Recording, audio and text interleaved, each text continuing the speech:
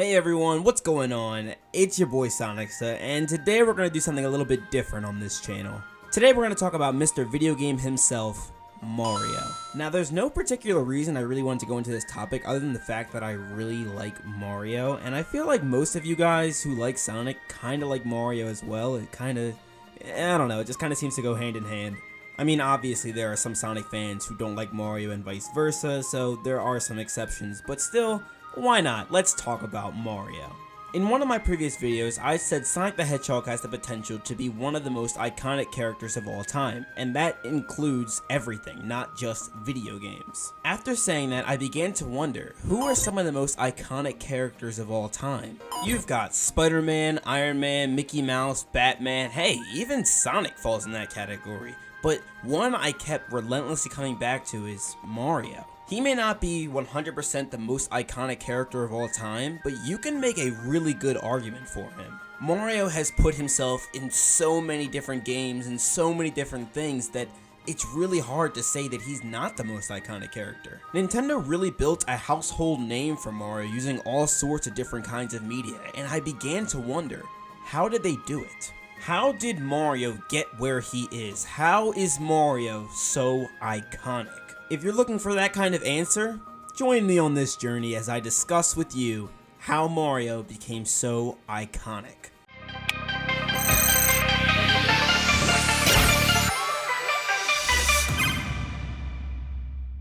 So as many of you know, Mario obviously began as a video game character. He wasn't in comics or movies or TV shows or whatever. He started off on the arcade systems back in 1981.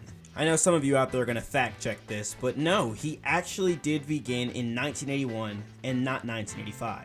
He began on one of the most popular arcade games, Donkey Kong. Now this isn't going to be another Mario history video. Some of this stuff is just really important to talk about if we're going to talk about how Mario grew and became this global icon. I mean, every superstar has humble beginnings, right? So to take Mario back to his roots, he began in one of the first and best arcade games of that time, Donkey Kong.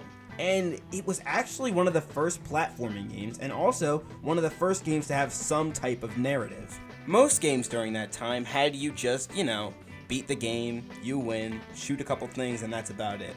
But this game, Donkey Kong, actually had you do something, and it was kind of story-driven. And this idea alone of a story-driven game kind of sparked something. It made other people and other developers want to try their hand at making a game with a story. Now, this isn't obviously like, Kingdom Hearts with their thick plots and all sorts of different kinds of narratives going on there. This was very simplistic, but the mere fact that it was even in there was enough to have people excited. Fast forward to 1985 and we get the first Super Mario Bros. Game. Now this game sold around 40 million copies and counting. It's not only the best-selling Mario game right now, it's also one of the best-selling video games of all time. So after a financial and critical success such as this, what do? You make more. Mario kept getting sequels after sequels after sequels, and if it wasn't a Super Mario Bros. Game, trust me, he was getting something else. Mario merged himself with all sorts of spin-off games like kart racers, party games, anything you can think of, he did it. Golf, basketball. Mario kept expanding himself to the point where you didn't even know what he was going to do next because what hasn't he already done? Mario's unformidable, incomprehensible, unimaginable success spawned a rival who I think is his most formidable foe to this date, Sonic the Hedgehog.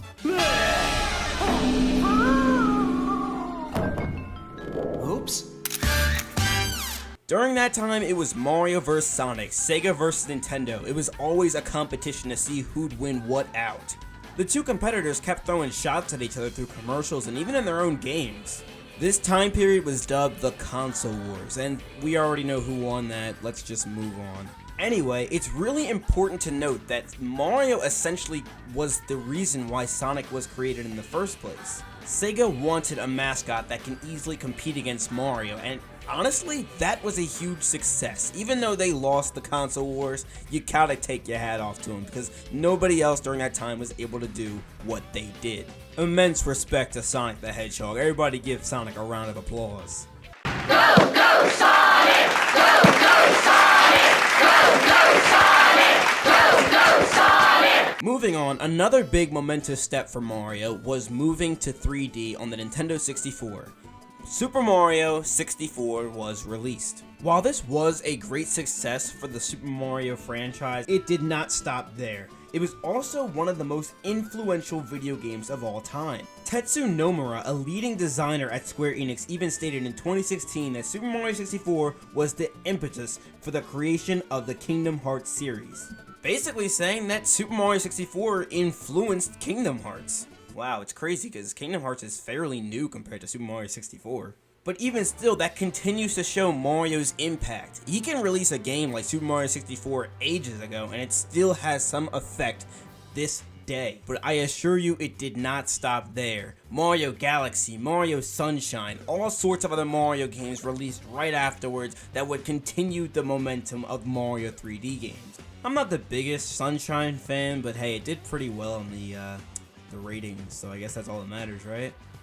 Mario not only did gaming, but he also opened up many other sources of media. Mario had TV shows, movies, and that was about it, and also these were notably unsuccessful. While you will find some who will like the TV show, you really won't find very many who like the movie. Ever since the Strange movie adaptations and the Strange TV show adaptation, Nintendo decided to pull the plug on Mario TV shows and movies. They also did the same thing for The Legend of Zelda, considering that wasn't too good either. But hey, excuse me. Moving on, I also mentioned that Mario went headfirst into spin-off games. Most notably, Mario Kart. Mario Kart is an extremely popular spin-off game, and honestly, I think it's so good that it could stand on its own. The Mario Kart series also influenced so many other companies to dive into making kart racing games with their own IPs. Characters like Sonic, Crash, Garfield even, and also the whole Nickelodeon crew decided that maybe kart racing is the right thing to do. Mario also built up other spin-off titles with other popular characters as well, such as Mario and Sonic at the Olympic Games. These games sell like hotcakes, and honestly, it's really not hard to sell when you have two global icons on the cover of the box. Also, this was really cool to see because it was kind of like reassurance that Nintendo and Sega, their once formed rivalry, was now over. We get some form of reassurance that even though Mario and Sonic were rivals in the past, they seem to become friends in the game. Mario is also featured in other major spin-off titles like Super Smash Bros., and I'm not even going to go into detail with that one. Everybody knows Smash Bros. If you don't know Smash Bros., you're living under a rock. Nevertheless, Nintendo seems to love killing off their global icon Mario at every opportunity they can in every single Nintendo Smash reveal trailer, or at least just about all of them. Mario has already done so much for not just the gaming community, but the entire world as a whole. Anyway, I also mentioned earlier that Nintendo kind of wanted to move away from doing movies and TV shows. Well, it actually seems as if there is going to be a Mario movie coming in 2022. We currently don't have a lot of information on this quite yet, although we do know that Illumination is making it and Charles Martinet might not be playing Mario and Luigi. Surely this is a missed opportunity, but we'll see where that goes from there. I mean, Miyamoto is directing this, so I guess it can't go too far off the rails. Nevertheless, Mario has a movie coming out in 2022, as well as a theme park currently under construction in Japan. With all of this being said, it really is so unclear where Mario's ceiling is because he still hasn't even peaked yet. Mario became so iconic because he was consistent, he was cautious, and he was daring. Mario's consistency is demonstrated as Nintendo continues to release highly praised games. Not only that, but unlike most characters, Mario's design actually stays really consistent. Unlike his first design, Mario's current design is able to appeal to a much broader audience. And this one looks way more likable. The Mario series also stayed really cautious with their character as well, only having spin-offs every now and then, and only with trustworthy companies. Like, just recently we had Mario Rabbids Kingdom Battle, which is a crossover nobody would have ever expected, meaning that Nintendo's getting a little bit more lenient with their character. Cause this honestly would not have happened years and years ago. Nintendo also remained cautious with Mario when it came to movies and TV shows, as Mario is just now getting a second movie, and they kinda disregard the first one.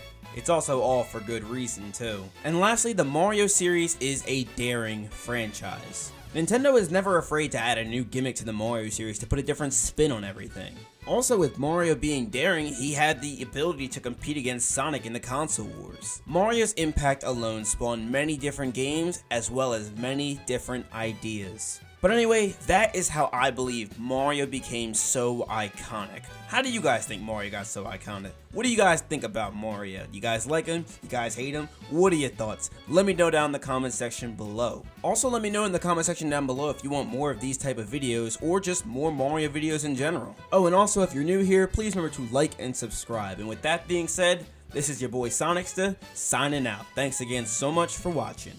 Peace. Why are you playing that trash?